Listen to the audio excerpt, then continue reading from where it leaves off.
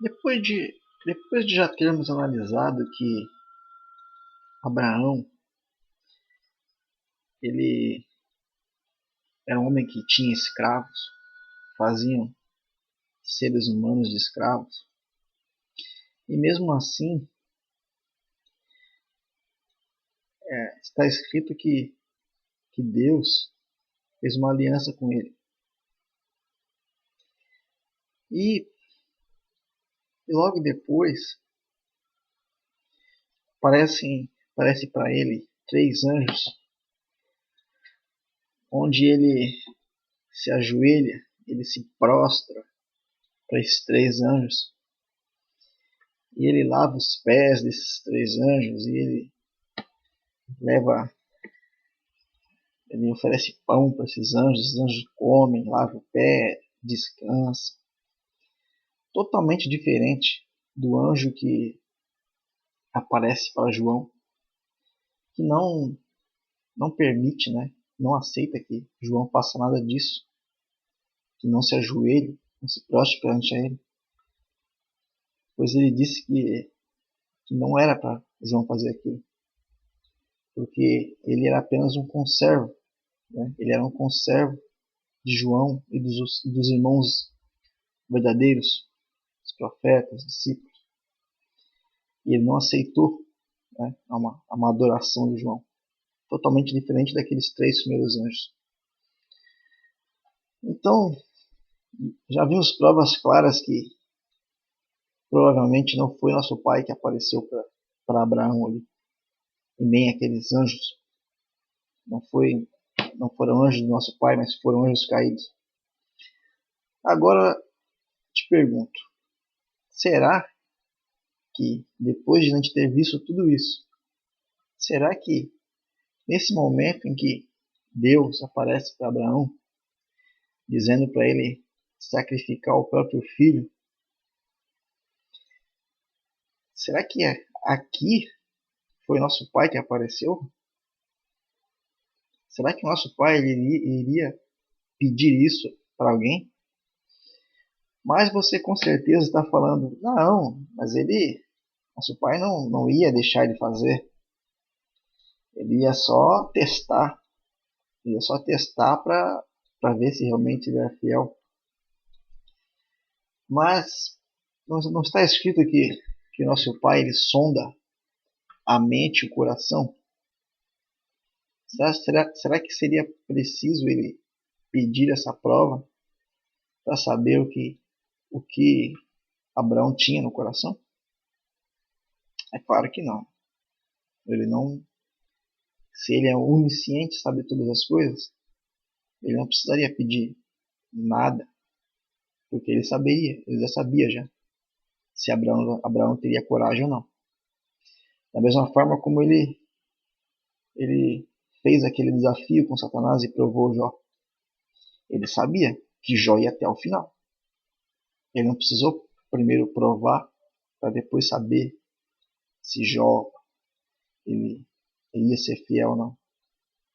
Tanto que ele vai e desafia Satanás vai lá, faz o que faz, Jó ele não cai.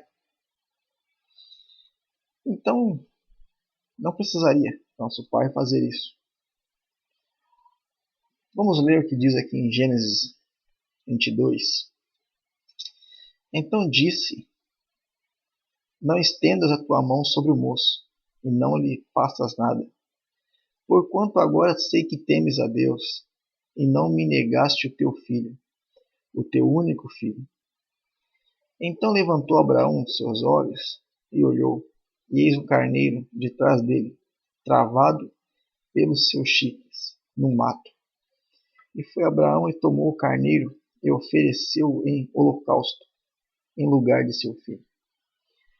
Veja que interessante que, mais uma vez, aqui parece que Deus, esse Deus que apareceu para ele, queria ver se realmente ele era fiel, né? Da mesma forma que aqueles anjos apareceram, aqueles três anjos apareceram para ele, e aceitaram, né, que ele se prostrasse, aceitaram que ele lavasse os pés deles, aceitaram que ele trouxesse comida para eles, como, como, como se estivesse analisando para ver, não, vamos ver se ele vai fazer mesmo, vamos ver se ele é fiel, vamos ver se ele adora nós, nos adora mesmo. Então veja que é uma atitude bem semelhante àquela que Deus aqui mostra. Mas você vai ver que no Velho Testamento, Isaías e Jeremias, eles condenaram, né, práticas de sacrifícios. Tá? Eles condenaram todas as práticas de sacrifícios que foram feitos ali. Né? Vamos ver então o que diz em Isaías 66. Vou ler desde o verso 1, que ali já, né, fica claro que Isaías não estava falando com certos, com uma pessoa ou outra, né, com um sacerdote específico ou outro.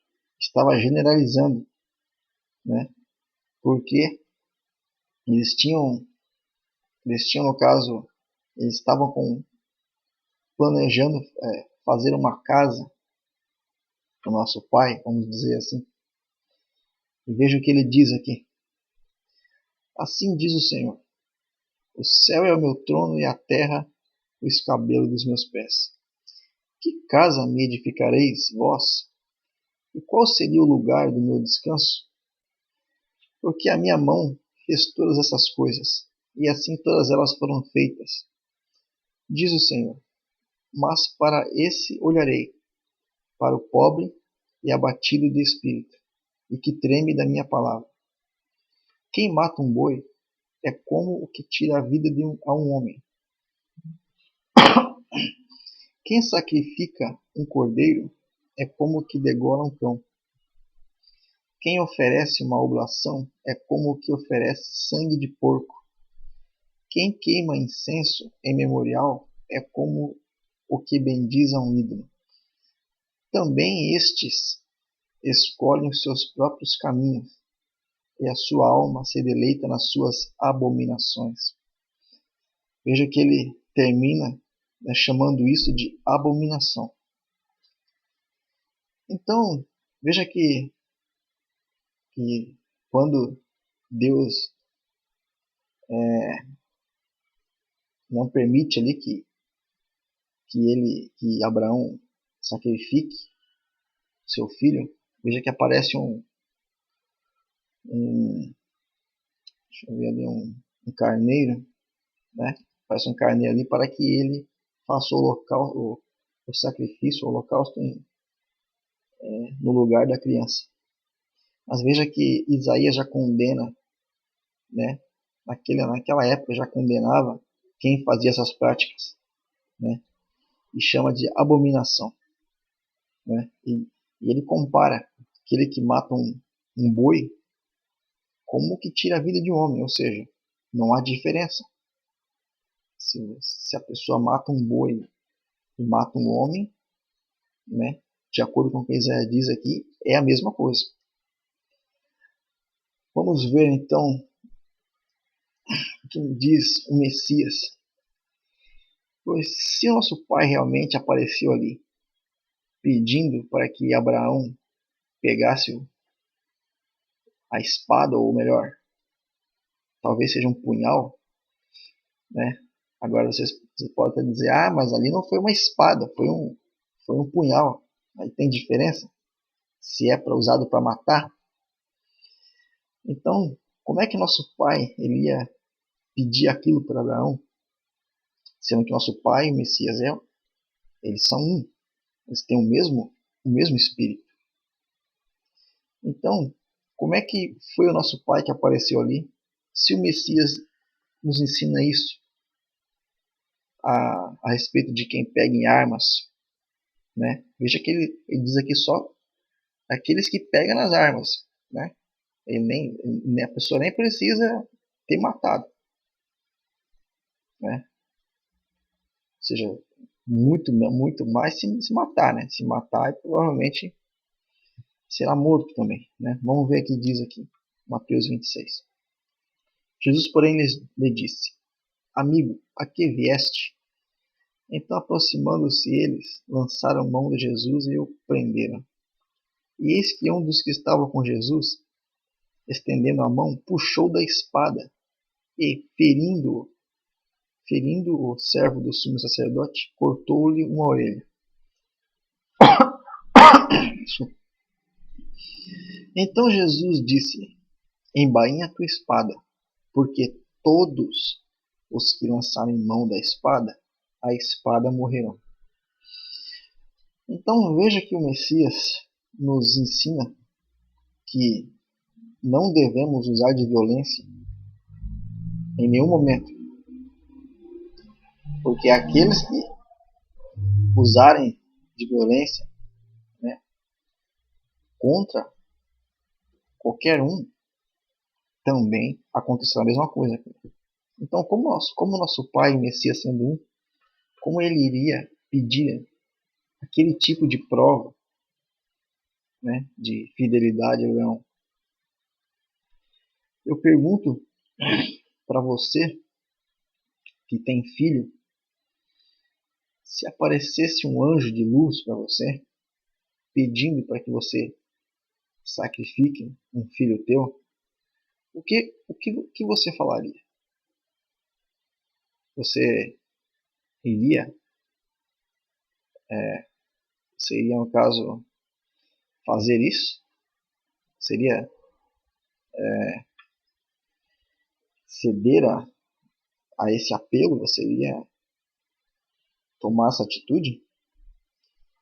Mas você pode até dizer, mas Abraão foi um caso especial, porque Deus queria ver se realmente ele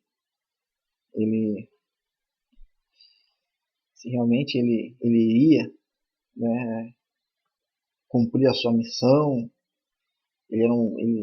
A missão dele era mais importante, ele era a pedra, ele era o primeiro das tribos de Israel ali. Mas isso não justifica.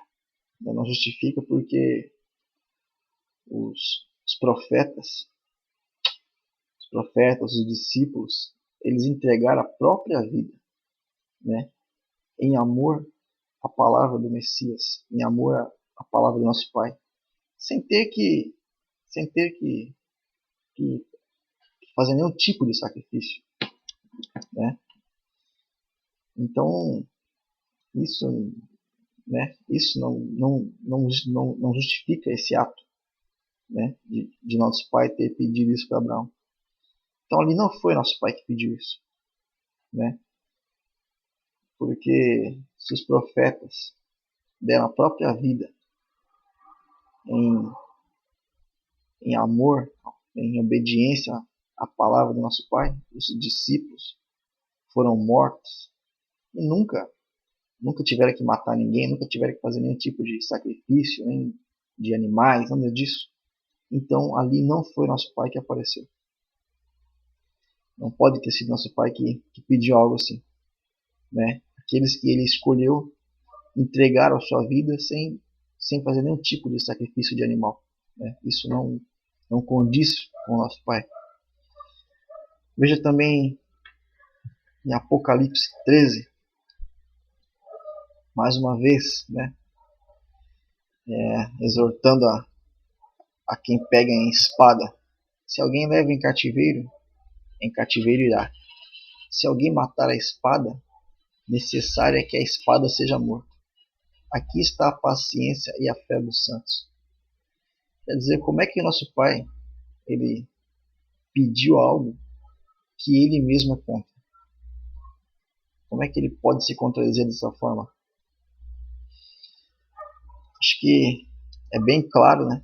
É bem claro, e aqueles que realmente conhecem a palavra do nosso Pai, né, está entendendo agora a palavra do nosso Messias, sabe que nosso pai nunca iria pedir uma coisa dessa, né? Como prova de fidelidade, porque todos os que morreram para nosso pai nunca precisaram matar nenhum bicho, nada, nunca, nunca. Então ali não foi nosso pai. Mais uma vez ali, Satanás se transfigurando de anjo de luz, se passando pelo nosso pai, faz aquele ritual ali, né, para provar a fidelidade de Abraão, para ver se realmente ele poderia contar com Abraão. Mas agora vocês podem até pensar, mas se foi Satanás ali que apareceu, por que ele não deixou Satanás matar, ou Abraão matar a criança? Porque aí ficaria muito na cara, né? Como que alguém que fez um sacrifício humano iria, no caso, ser chamado de pai da fé, ser no caso, considerado um homem, se é um homem de Deus, homem do nosso Pai, né? Então ele sabe muito bem que isso já ia ser demais para nossa cabeça. Mas só pelo fato dele ter sugerido isso já mostra que não foi nosso Pai que apareceu ali. Tá bom? Bom, é isso, né? Até um próximo vídeo.